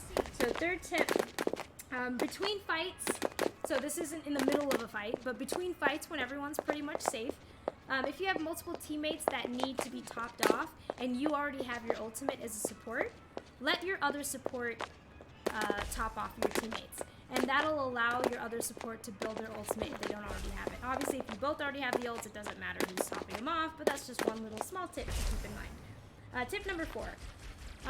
Don't try to heal purple targets. So what's a purple target? When the enemy Ana throws a nade at your team, you know how you notice that for some reason now you can't heal your teammates and their health bar appears purple? That's them getting naded by the enemy Ana. And what that means is they cannot be healed for the next 4 seconds. So when you do have purple teammates, there's no point in healing them, keeping your heal beam on them, hitting them as Ana, Bab, whatever. Hello. You're just wasting your time because nothing will happen with those heals. You can instead switch to damage boost if you want, or if you have other teammates that need your attention, focus on them and just be sure to return to your purple teammate in 4 seconds. Sometimes if it's like a really critical thing, I'll come back to that teammate in 3 seconds and then just have my heal ready to go. But otherwise, 4 seconds, just count it loosely in your head, and then you can come back. It just kind of helps you a little bit with one less thing you need to worry about in the middle of a crazy fight. If you... I'm sorry, I didn't understand the question, Nato. You want to reword that? Like Anna. Like when so you said purple lasts 4 seconds. If you time the heal on Ana, will it go through? So like if I hit someone maybe at the 3-second mark, or does it take all their healing? Oh, I see what period? you're saying. I don't believe that Ana's heal will go through. I've never seen that happen ever as this time. I think what he's asking, and correct me if I'm wrong, is so Ana's heals, let me get the exact seconds. Targets in sight. So when Ana heals a teammate, she does, I believe it's 80. Let me just double check here. Oh, 70, sorry, it was 80 long. When Ana heals a teammate, she does 70 healing over 0.6 seconds. So it's actually not immediately 70 healing. It's 70 healing over a period of half a second. So his question was, so if I hit a teammate who is purpled at 3.9 seconds, will they get the remainder of the healing they were supposed to get in the next 0.5, I guess it would be. I would say no to that. We can certainly test that later, and I'll actually do that after this class. I'm 99% sure that heal does not go through, because what matters is when you hit the shot, not Thank the you. dot. Yeah. Does the heal dart go through the target while they are purple? The heal dart? So what I mean is, like, when a target is full health and you shoot them, it goes through them to like someone behind that is them. an excellent question, which I don't know off the top of my head. I'm gonna guess that your heal dart does go through them because you can't heal them. I'm pretty sure that's the answer, but I would have to double check that. I think it's the other way around, isn't it? Oh, really? Yeah, I think purple gets in the way. Okay. I will test that as well, and I will get. Thank you for these questions; they're wonderful. I will test both these things, and I'll post in the chat channel with my answers. Anyone else have any questions about this part? No. Okay, great. All right. So we are now on to tip number 5. Okay, so this one I'm going to screen share a 30-second clip.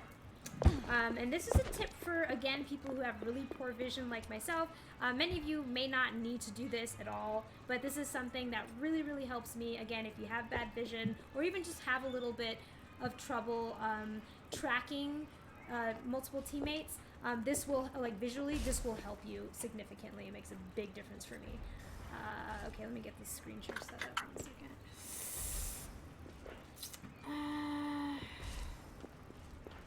Where's the link? Thanks. Here it is. Alright, Copy. Paste.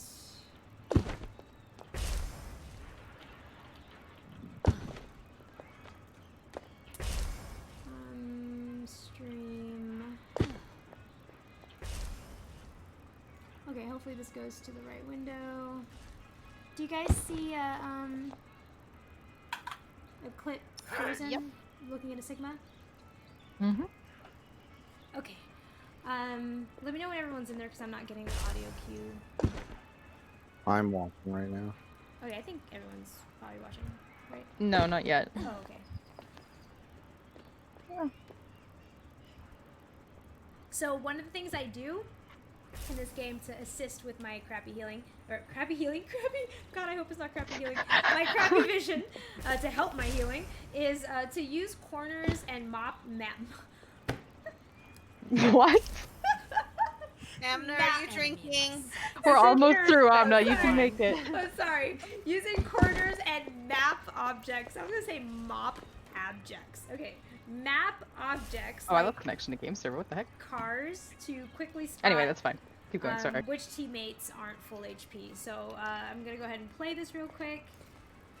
So watching the Sigma there, I can see his health bar because I'm scoped in. Now my team is set up here, I'm just watching them here real quick. It's really hard because my vision's so bad. It's actually really hard for me to see health bars and be able to tell who's actually low. So what I do in the way that I play is I play around objects like this. So I do this all the time, constantly in game. I just LOS my team for a brief second, and this gives me a quick visual indicator as to who I need to heal as soon as I'm peeking again.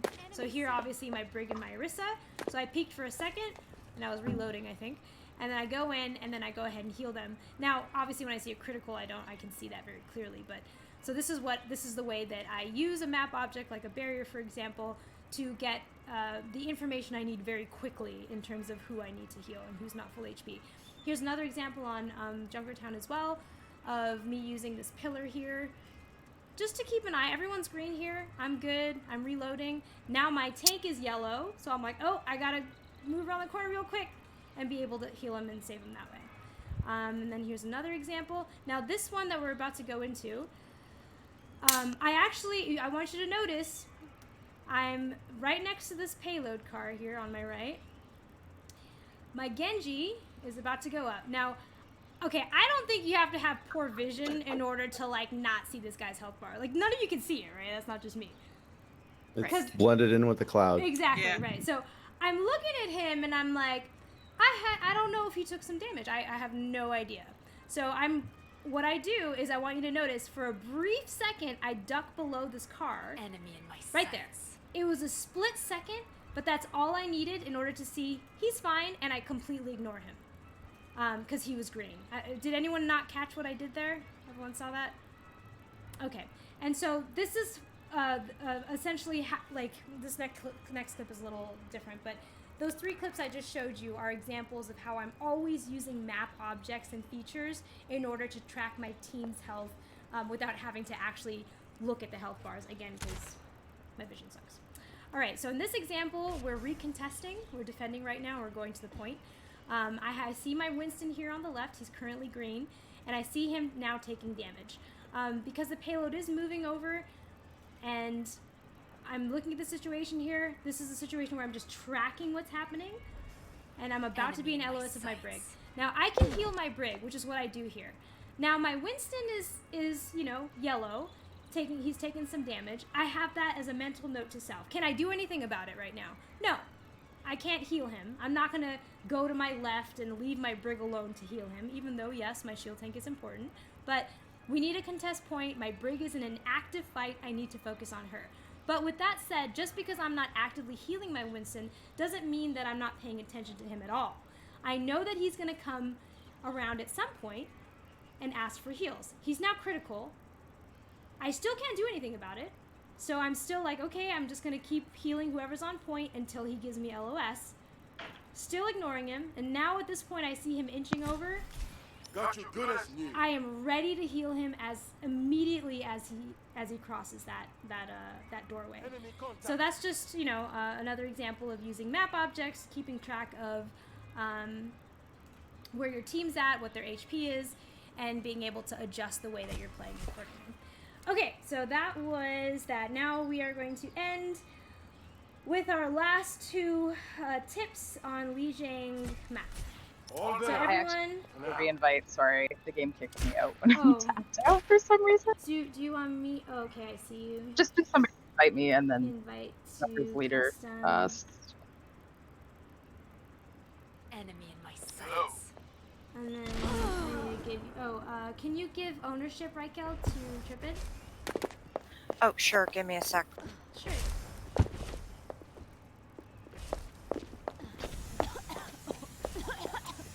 So while we're loading that in, I'll just go over the 6th tip, which is this is something that's really important. What was really important to me as I was progressing through the ranks, which is every time I die, I use those few seconds to think about what I could have done differently to live. Now, sometimes the answer is absolutely nothing, and there's nothing wrong with that. But in many situations, there is something I could have done slightly differently, whether that was holding a different corner, or maybe I should have dropped off high ground because I saw that, the Tracer was flanking. Whatever the situation is, spend those few seconds to think about what you could have done differently to live. And that's not to say that it was your fault the team lost. It's simply you using that death as an opportunity to kind of learn something from that, whether that's with positioning or your game sense or whatever it is. Okay, so now we're at the last part, and this one has some fun exercises. I want everyone to... Oh, thank you. Yes, I want everyone to pick Anna. And what are we picking, Trip? We're picking... Ryan. Everyone come on. It's Anna. I mean, yeah. Meet me in the middle. Oh, here we are. Okay, new map. Our last map. Find the one closest health pack. Over here, and it's a big, juicy one. See how juicy this one is? Okay, so just remember that health pack is. Alright, so, the last tip here is, as hard and difficult as this is, you want to try and stay calm when you're in the game. Everything is trying to murder you, and I know that can get people really nervous and scared and excited. But in order to land the abilities that you have in the game, whether that's fading in time, using your sleep dart, using your guardian angel, whatever it is, it's going to be a lot harder for you to hit those shots or hit those abilities if you're freaking out. So try to stay calm. So we're going to do a couple exercises here where we're going to test your ability to stay calm. I need a volunteer, Anna, to stand here on this bridge where I am jumping up and down as Reinhardt. One volunteer. Oh, sorry, you have to be on the other team. Okay. Everyone else kind of stand where the other Annas are on the other side of that table. Okay, so what we're going to do, Riken, is you have a Reinhardt staring at you on that side, and I'm the Reinhardt on this side, on your other side. And one of us is going to charge you. Now, I'm not going to tell you who it is, but I'll tell you when we're starting, and your job is to sleep the Reinhardt before they actually hit you. All right? Okay. Tripid, I'm gonna DM you so we know who's going. Alright, we are ready to go. Ooh! That was very close! Super close! That was very, very close. Alright, next volunteer. I need another Anna. Come to the middle. Okay. We are about to start. I'm in A. So close! Very close. Alright, next Anna. Okay. Ready, go! Oh! You did it! You did! That was super close. I'm actually surprised you got that one off. Good job. Alright, who's next? Do we have someone next? I just got switched. Or there we go, right, Kel. Oh, sorry.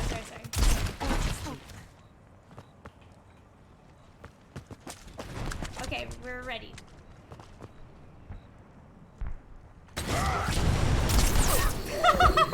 I like how I had already decided typed it was me, but Rykel was just staring at me that whole time, and I was like, should I change it? Or... she was using her game sense right there. She's like, you know what? Trippin is trying charged 3 times. I bet Amna's gonna be next. Enemy So in my sight. good job, Reichelt. All right, let's have the next Amna. Who's oh, we have one. Okay, we're ready.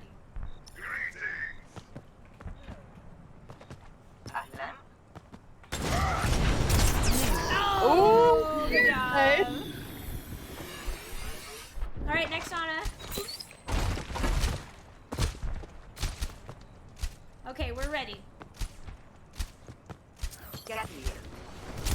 No! I heard you try to get the sleep off, though, so that's really good. All right, next Anna. No, Patek, you're blue. You don't count. Swap him, actually. He probably just wants to do this. Okay. Ready? We're ready.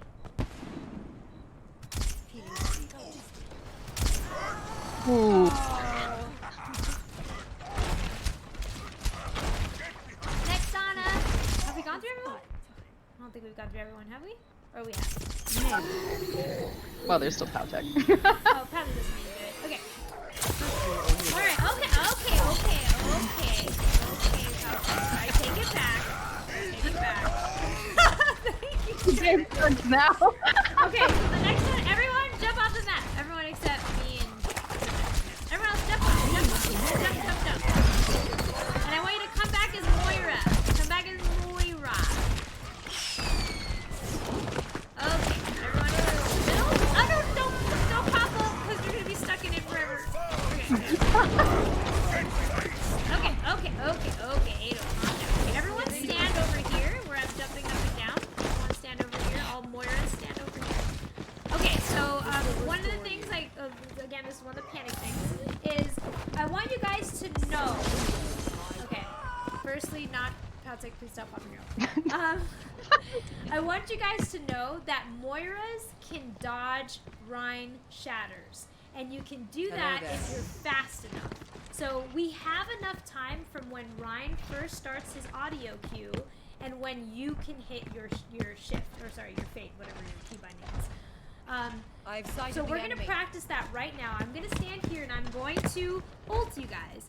And I want you guys to listen very carefully to when I start, when you first hear me starting to ult, hit your fade and you will be able to dodge it. All right, you guys ready? Okay, we got everyone but 3. That's okay. Hey, who did that? Oh, I faded behind you. Ado? Where did that second shatter come from? I also faded behind you. That was so weird. Who did that? Trip it. Did you see that? It was a second shatter, but it was Ado. It was Ado. Like I saw it. Oh, it was Ado. Ado, go in that room. Go stay there. Okay. All right. So we're gonna try that again. So everyone stand in front of me. Okay. Should we not fade behind you and just stay in the Oh yeah, one you can spot? just stay exactly where you are. Yeah, just hit fade. Okay. You don't have to move anywhere. Very nice. You guys all got it! Oh my god, good job. Okay, so the point of this is to prove to you guys that you can dodge shatters. But there's a couple things you need to do in order to do that. First is you have to think about whether or not you think the enemy Reinhardt has shatter. So what is that? That's prediction, right? That's having the game sense to predict that you think he has shatter and might be using it soon. The second part, being ready for that.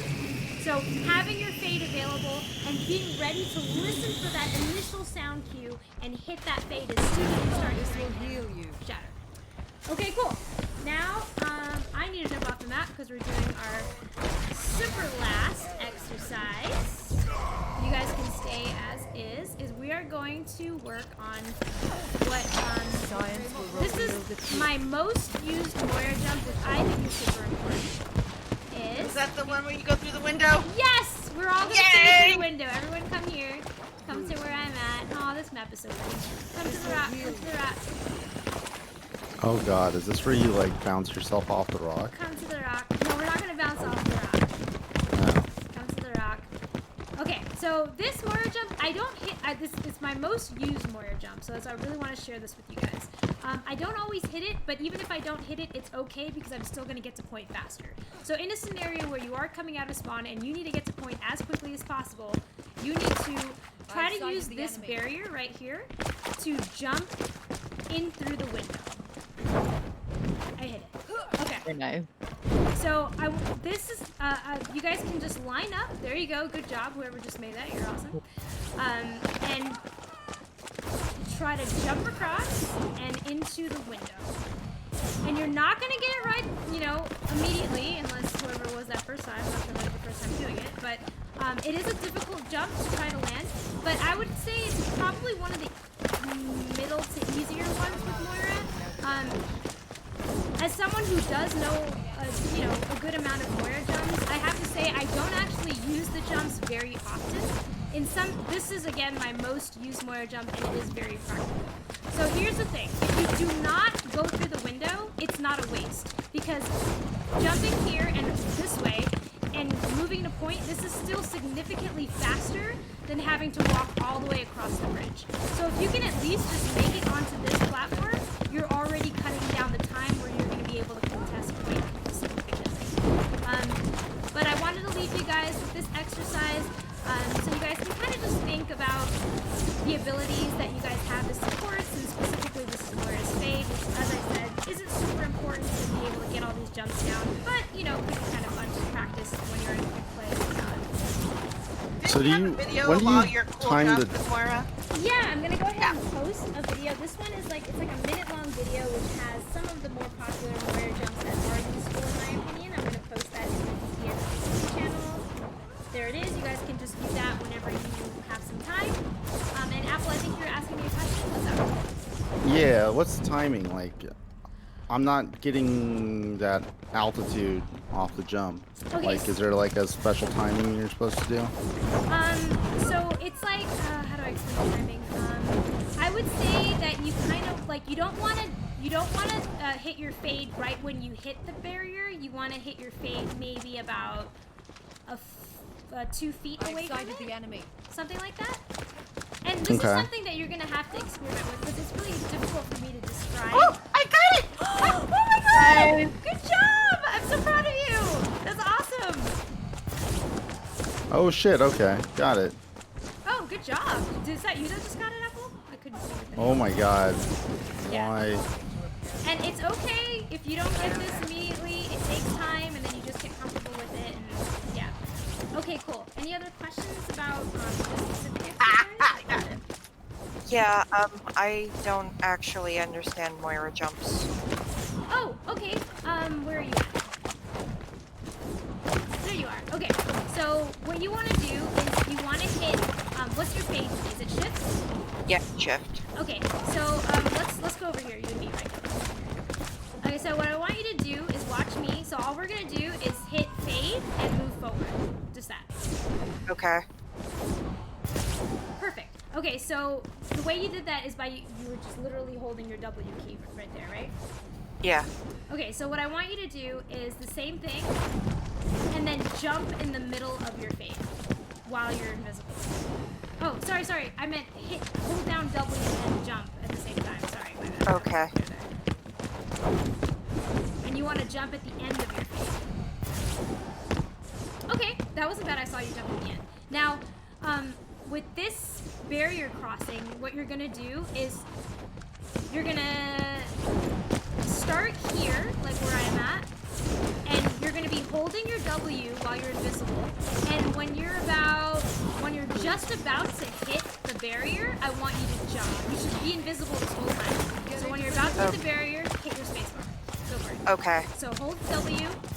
You got, oh, good job. You got across. Perfect. So, okay, so was that your first time getting across? Yes. Okay, so now come back around. And one of the kind of advanced parts of this is being able to time the jump perfectly, so it gives you a lift into the air. So that's just a timing issue, but being able to get across, now you understand the mechanics of that, you can go ahead and try that again. Okay. Perfect. It's really good that you can make it across. That's really the most important part, is understanding how to get over there. But when you get a chance, I would recommend, especially if you're playing in quick play or something like that,